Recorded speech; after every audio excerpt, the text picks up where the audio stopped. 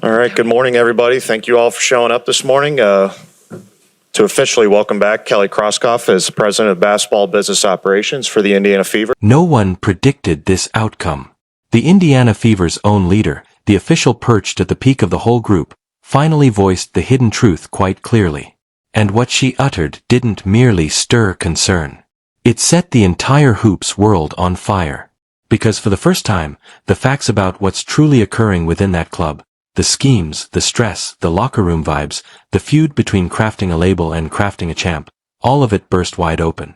And when you grasp the total scene, it shifts everything you thought you grasped about Caitlin Clark's status in Indiana. Let's look back to where this tale truly starts. Before Caitlin Clark ever donned a Fever jersey, Indiana was one of the most obscure clubs in all of professional basketball. We're noting 6 wins in 2021, 5 wins in 2022, and 13 wins in 2023. For nearly a decade, they were a joke. No supporters, no hype, no focus. The lenses weren't appearing, the benches weren't seeing bodies, and the WNBA world had totally moved on from whatever the Fever once represented. That was the truth. A formerly great squad turned into an afterthought. But then something arrived that nobody in that front suite could have planned even if they wished. The number 1 primary pick in the 2024 WNBA draft stepped through the gate, and instantly everything rotated on its pole. Caitlin Clark didn't just alter the Fever. She altered the entire circuit. Packed arenas everywhere she competed. Record-shattering TV stats. Shirts soaring off the racks. A press storm that hadn't been witnessed in women's hoops since, frankly, ever. And right in the heart of that boom, the staff had to make a path. Were they going to take that peak, or were they going to try to move it somewhere else? That's the point this whole saga starts to get vivid. Because right when the Fever required someone at the peak who grasped exactly what they owned, a once-in-a-lifetime athlete who was single-handedly retooling what was attainable for women's games, the front office made a swap that shocked a lot of folks off guard. They brought in Kelly Krauskopf as their fresh head of basketball and business tasks. On paper, it felt right. Krauskopf had shaped the Fever previously, was part of the trophy-winning crew from 2012, knew the club from the inside. The group showed her with all the glory you'd expect. But from her very initial news meeting, something in her speech raised alarms that a lot of folks at the time swept past. And that would come back to bite the entire group months later. The danger signs were tucked in plain view, and nobody found it until it was too late. Here's the point that tore everything open. July 2025. The Fever are grappling with Caitlin Clark's health gap. Clark has only played 11 starts by that mark in the season, fighting a muscle strain that had been wearing her down for weeks. Fans are annoyed. The squad is drifting on the playoff edge. The weight is rising. And right in the middle of all of that, on the same day clips from Krauskopf's very initial news meeting oddly start spreading again on social feeds, the web finds something tucked within that October 2024 talk that most folks had leaped right over. In that news meeting, Krauskopf had peered straight into the lenses and said the hidden truth aloud. This is about the Indiana Fever. Yes, we have a core player in Caitlin Clark and Aliyah Boston, and we're going to proceed to add to that. But I want this squad to be a giant in the nation and a label, a lasting label, like Apple or something. 5 words. Like Apple or something. That was all it took. Within hours, the post went totally viral, and the fan base strongly reacted. Because what a lot of folks felt in that remark wasn't a dream.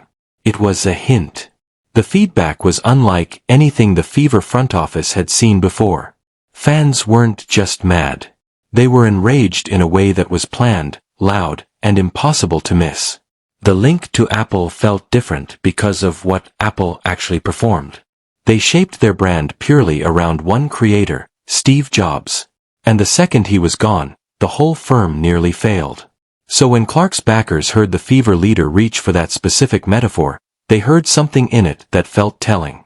Like the club already saw Clark as a slice of the task, rather than the heart of it. Lasting brands lean into their creator, one fan shot back on social feeds. Apple became a global star by making Steve Jobs both its creator and its lead. Another fan didn't hide words either, stating that when Clark finally decides she's had plenty of what they named a front office trash fire, the Fever will see they lost the biggest chance in the saga of women's sports.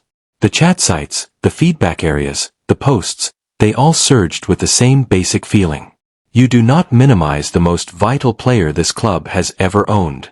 And you do not turn away from shaping around her. The outcry wasn't just noise. It was a ruling. And someone in that group viewed exactly how rough it was turning. Because within hours of the clip going viral, Krauskopf's whole X profile vanished. Totally gone. No remark, no reason. Just quiet where there had been a social media spot just days before. Now, here's where it gets even more complex. Because while the front office was getting burned online, the stars on the wood, the ones actually gearing up near Caitlin Clark every night, were telling a completely different tale. A much more candid one. Lexi Hull, one of Clark's nearest pals on the squad, sat down for a Glamour magazine piece and didn't stay quiet. Hull said something that everyone inside the circuit already knew, but that almost nobody in a Fever jersey had been willing to say openly before. I think there is a level of envy when it comes to the Fever, just because of the press focus and the fans that have shown up for us ever since Caitlin got here. She went even further, revealing that clubs around the league had been openly chatting in their own locker rooms, saying things like, "We can't let the Fever win." Hull's remarks tore the screen back on a painful truth that had been growing for 2 seasons. The Fever aren't just playing hoops games anymore. Every time they step on the court, they're entering and setting where other squads have marked them specifically because of who's on their lineup, and not because of the team's tally, because of one athlete. Sophie Cunningham took it a step further. The player who gained a status as Clark's guard on the floor, the one who made it clear early on that hard hits at her teammate would have results, had already come out and verified what the whole league had been murmuring about. Cunningham said she'd heard it even before she joined Indiana. When she was still in Phoenix, she said the locker room talks around Clark were blunt.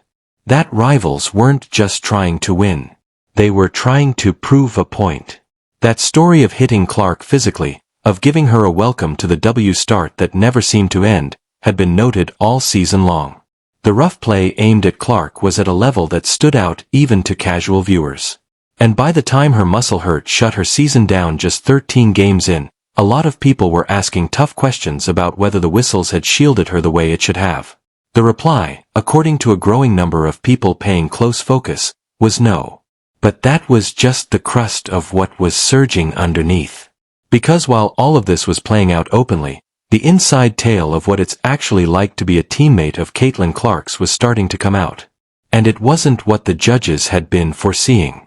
The story that had been pushed hardest by Caitlin Clark's skeptics was a simple one. That she was a flaw in the locker room. That players hated her. That the glory and the focus were creating splits that no team could outlast. Hall of Famer Cheryl Swoops had gone on a podcast in September 2024 and dropped a hint, claiming that notable players on the Fever were softly saying they didn't want to be there. That the setup around Clark had become something they couldn't deal with. It moved fast. It got told everywhere. Or it became part of the background noise that trailed the Fever into their second season together. Except when Clark herself was pushed on it, appearing as a guest on an alternate March Madness stream hosted by Diana Taurasi and Sue Bird, she tackled it directly. She wasn't mad. She wasn't guarded. She was remarkably cool about it, essentially saying that you get used to people thinking they know what's occurring behind closed doors when they don't. And the players who were actually in that locker room kept backing her up. When Clark came back from her hurt in the 2025 playoffs, her teammates stormed the court. They broke her post-game chat. They showed up for her in points nobody planned. When the Fever won the Commissioner's Cup, the party in the locker room was completely real. Players truly happy for each other, joking together, linking in a way that didn't look like acting. Here's what nobody in the press had put together yet. The story of the Fever was never really about whether Caitlin Clark's teammates liked her. It was about whether the front office above them all was willing to put the right items around her and pledge fully to the goal. That's the rift. Because on the court level, the bonds were real. Aliyah Boston and Clark were tight. Lexi Hull was watchful. New faces like Sophie Cunningham came in praising about Clark before they'd even played a single game together. Michaela Timpson, the rookie who made the final list, talked about Clark with the kind of real respect that you can't fake.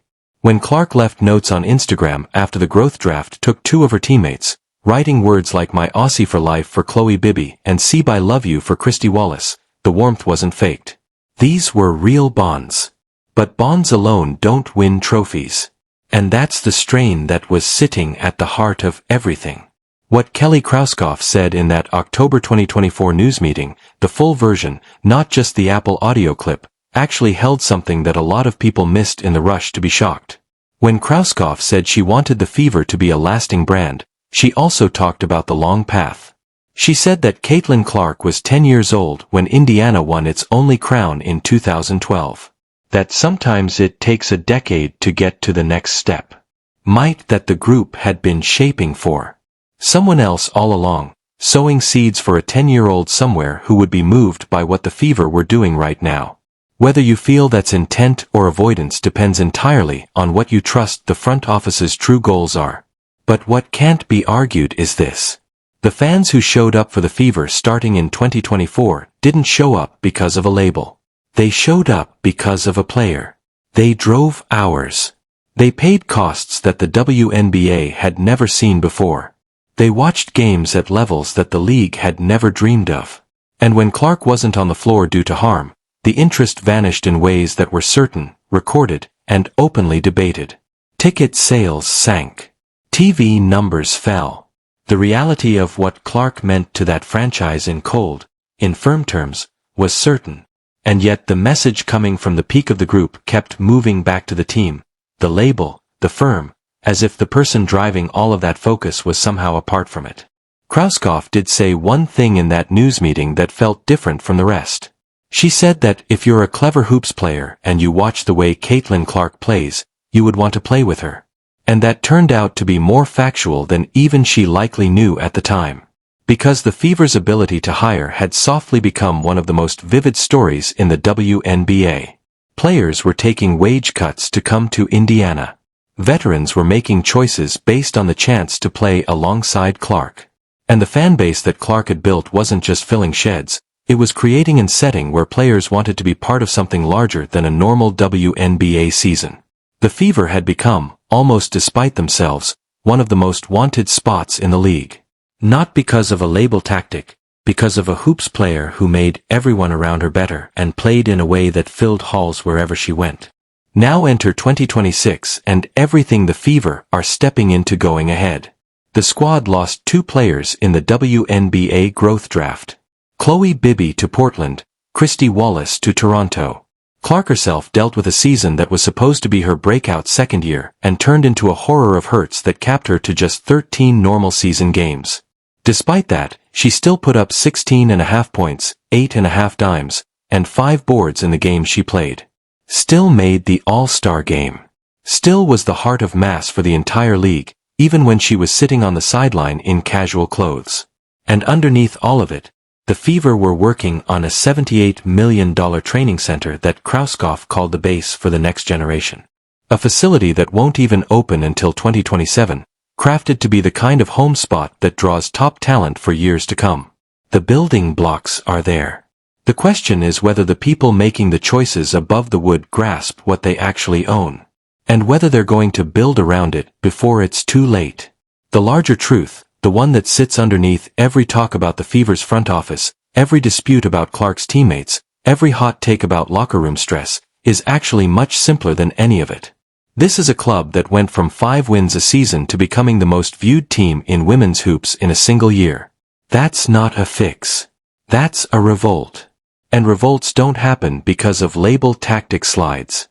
They happen because of once-in-a-generation stars who make everyone around them more vivid, more fiery, and more worth viewing.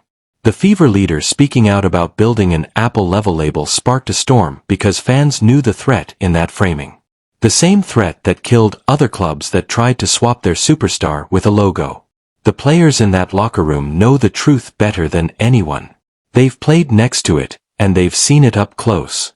And what they keep saying over and over again, in every talk, in every social media post, in every tense sideline point, is that playing with Caitlin Clark isn't just different. It's a chance that doesn't come around twice. The Fever would do well to make sure the people leading that group feel the exact same way. Because one thing is sure. The window is open right now. The question isn't whether the chance exists. The question is whether they're brave enough to actually take it. Nobody saw this coming. The Indiana Fever's own leader, the woman sitting at the peak of the entire group, finally voiced the quiet part aloud. And what she said didn't just raise alarms. It set the entire hoops world on fire. Because for the first time, the truth about what's truly going on inside that club, the schemes, the stress, the locker room vibes, the feud between crafting a label and crafting a champ, all of it burst wide open.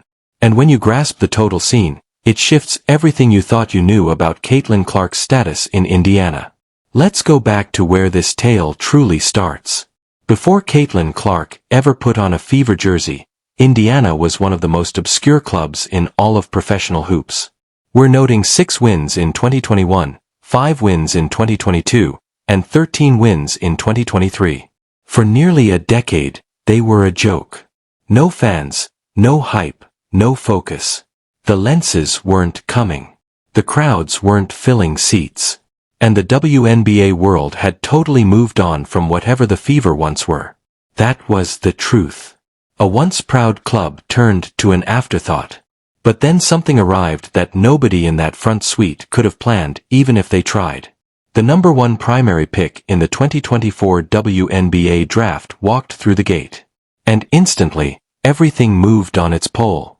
Caitlin Clark didn't just alter the Fever. She altered the entire league. Packed stands everywhere she played.